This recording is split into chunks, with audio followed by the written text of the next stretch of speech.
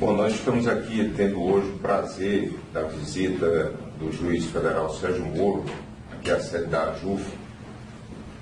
Nós temos muito a agradecer o trabalho que o nosso colega tem feito pelo Brasil. Tem conduzido dignamente a Operação Lava Jato.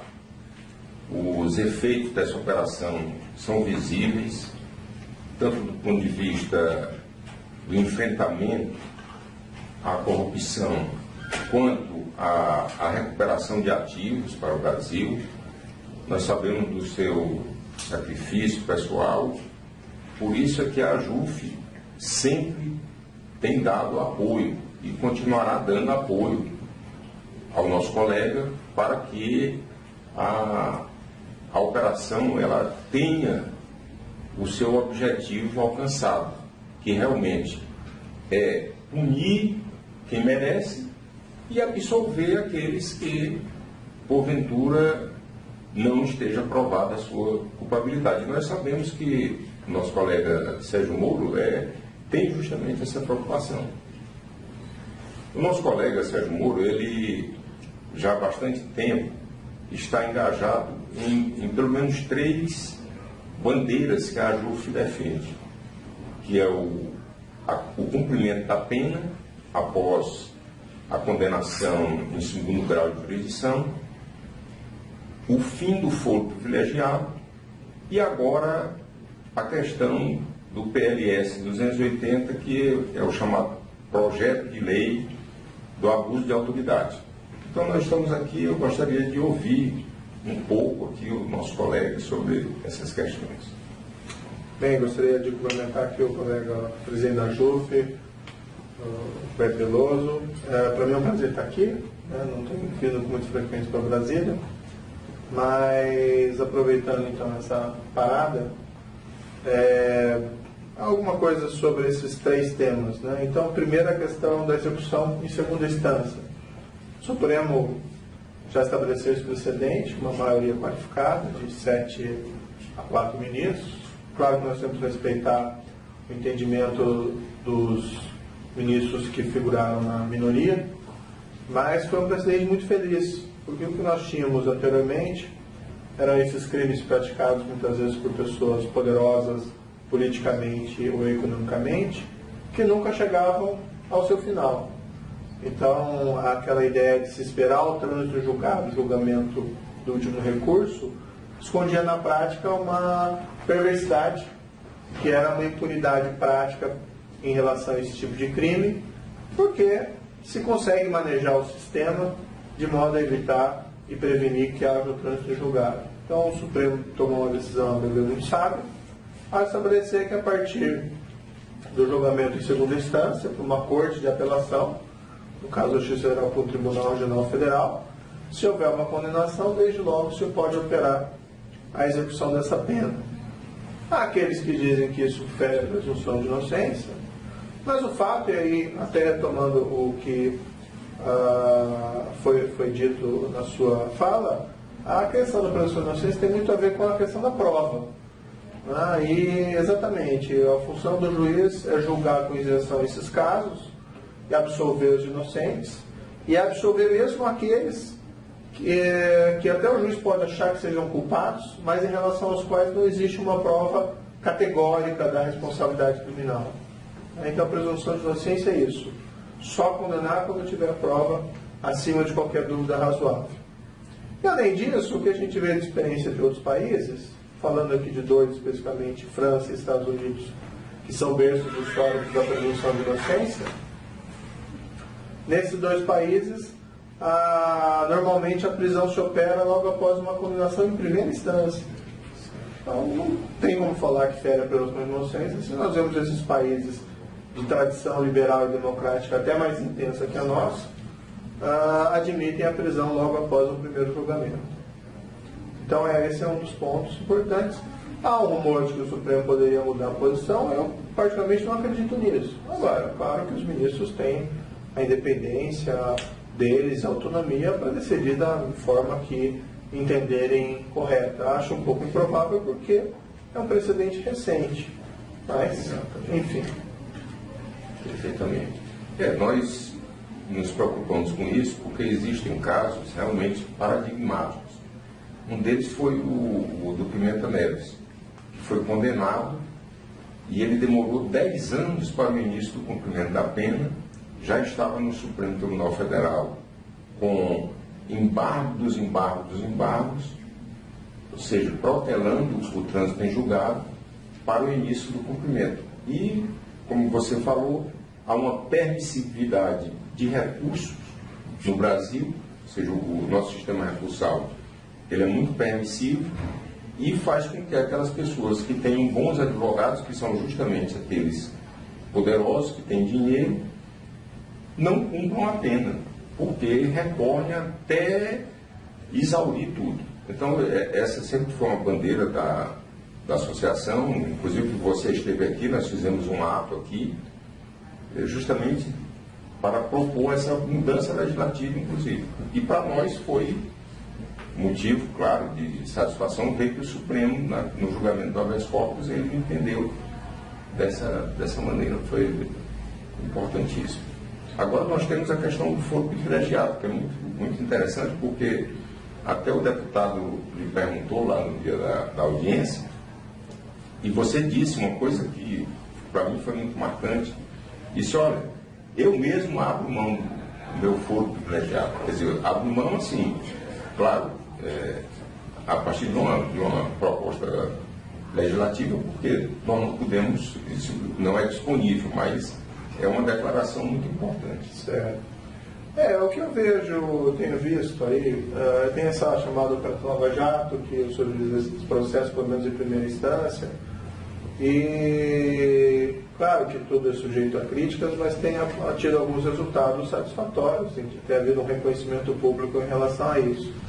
Mas é que é importante não perder de vista que é preciso ter algumas reformas mais amplas, que nós não podemos aí nos satisfazer, um caso que está tendo um bom resultado, não só esse, mas vamos pensar em outros casos também que estão na mão de colegas juízes federais, ou nas mãos do próprio Supremo, que pontualmente apresentam bons resultados. Só que, no fundo, o bom resultado tem que ser a regra e não a exceção. Então, por isso tem que se pensar em reformas mais profundas do nosso sistema de justiça.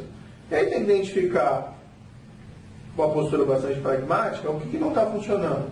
Essa questão de esperar o trânsito em julgado não está funcionando. Pode ser até bonito retoricamente, mas além de haver problemas de consistência na argumentação de que isso seria contrário à presunção de inocência, como eu coloquei há pouco, há um problema pragmático muito sério de gerar impunidade, mesmo em relação a quem tem prova de culpa demonstrada.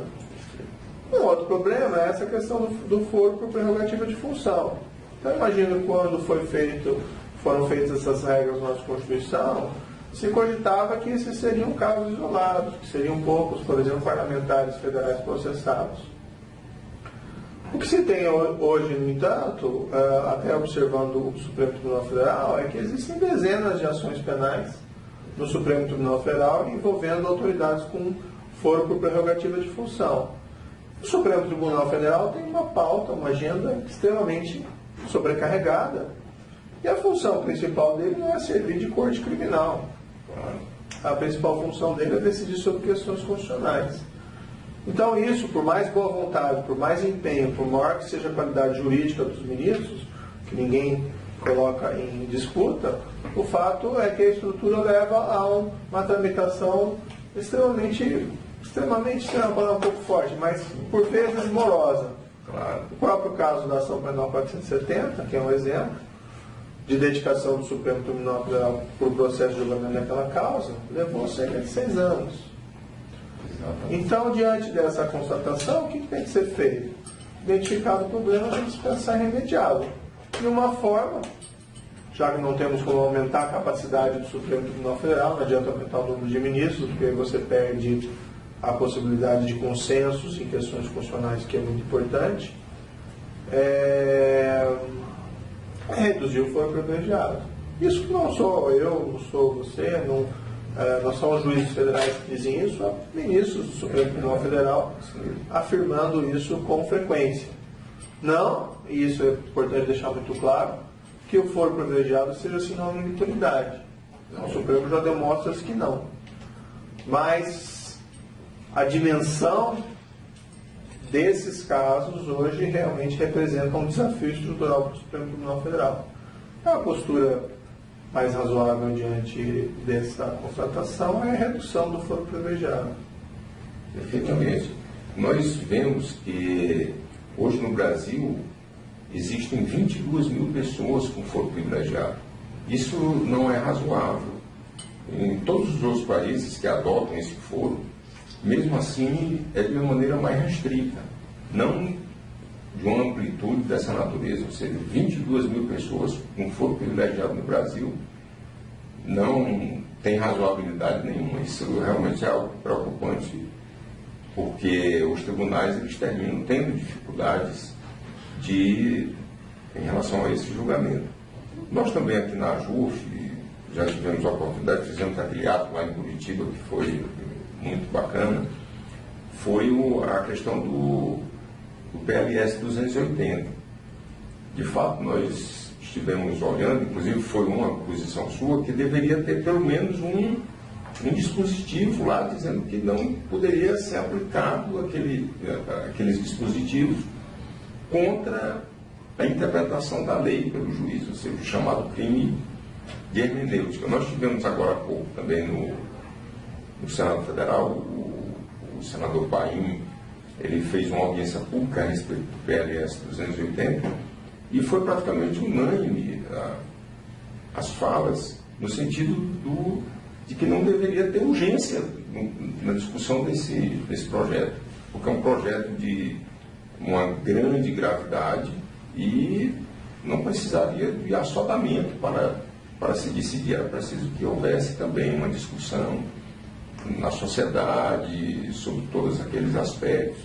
Nós já temos uma lei, ou bem ou mal, em vigência, então era preciso ter uma participação maior da sociedade em relação a isso. A minha percepção sobre essa questão é muito simples. Ninguém é favorável a abusos cometidos por autoridades em qualquer ramo do poder, de qualquer nível. Então, se uma autoridade abusa de suas prerrogativas, de seus poderes, isso tem que ser apurado, ela tem que ser punida.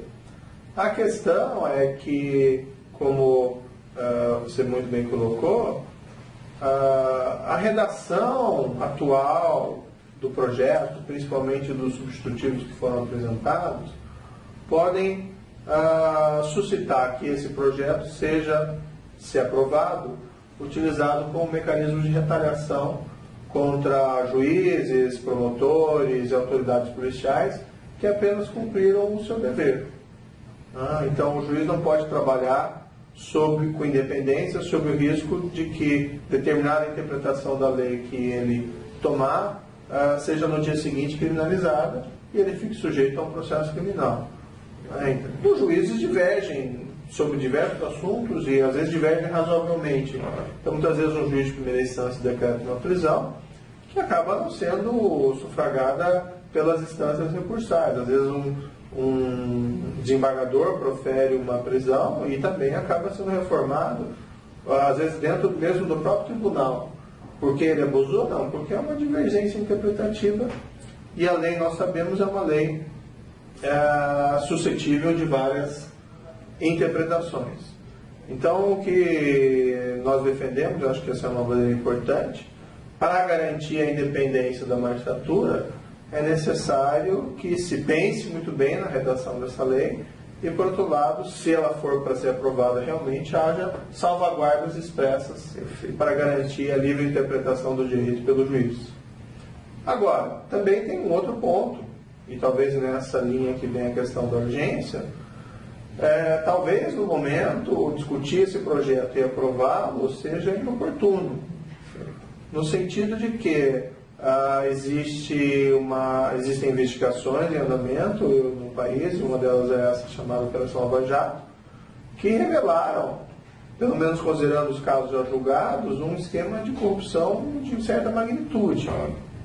Nesse contexto, o que se espera dos parlamentares seja exatamente a aprovação de leis que visem prevenir e reprimir esse tipo de crime. Por exemplo, esses projetos do Ministério Público que foram apresentados, chamados 10 medidas da corrupção, podem haver discordâncias pontuais, pode isso ser sujeito à deliberação e modificação, mas aprovando isso, o Congresso dá uma sinalização positiva à sociedade. Olha, estamos aqui, estamos cientes do problema e estamos fazendo algo a respeito. Quando, ao contrário disso, o Congresso se debruça sobre uma lei que pode ser, melhor, sobre um projeto de lei que pode ser utilizado para intimidar esses mesmos juízes, promotores e autoridades policiais, a sinalização dada à sociedade é errada. Olha, estamos aqui, mas não do lado de vocês. Então, isso tem que ser muito bem pensado pelos congressistas atuais. Muito bem. Então, nós agradecemos, nós sabemos das suas ocupações, que são muitas, mesmo aqui em Brasília, tem que ficar despachando, tem que ficar preparando, estudando os casos, lendo. Então, nós queremos agradecer a sua disponibilidade de estar aqui na sua casa, essa aqui é a sua casa, a JUF, e que nós estamos sempre do seu lado, estaremos sempre do seu lado para tudo.